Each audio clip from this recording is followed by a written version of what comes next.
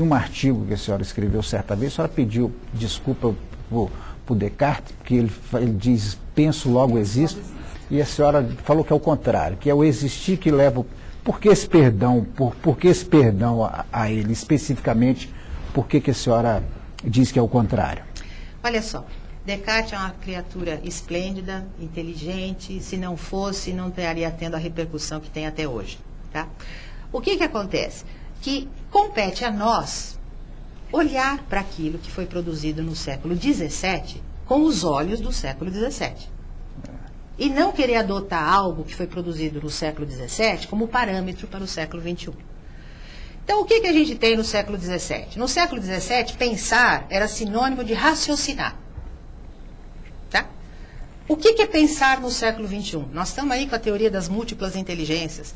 Nós temos aí uma série de descobertas a respeito do cérebro, a respeito das estruturas das nossas funções cognitivas, das estruturas da memória, das estruturas de aprendizagem. Então, pensar no século XVII era uma coisa. Pensar no século XXI é outra coisa, completamente diferente. Portanto, se a gente tinha um modelo baseado num pensamento racional e que estruturou a realidade a partir desta ótica, uma ótica racional, hoje o pensar no século XXI, ele inclui a intuição, ele inclui a emoção, ele inclui uma série de outras dinâmicas de processamento mental que no século XVII não estavam sendo consideradas.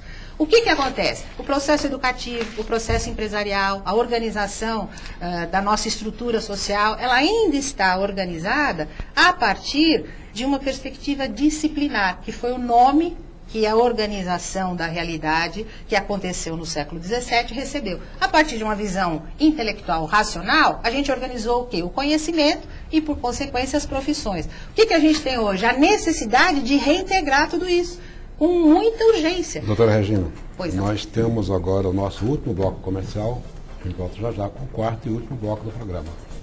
O Roda de Entrevista volta daqui a pouquinho com a doutora Regina de Fátima Milioli.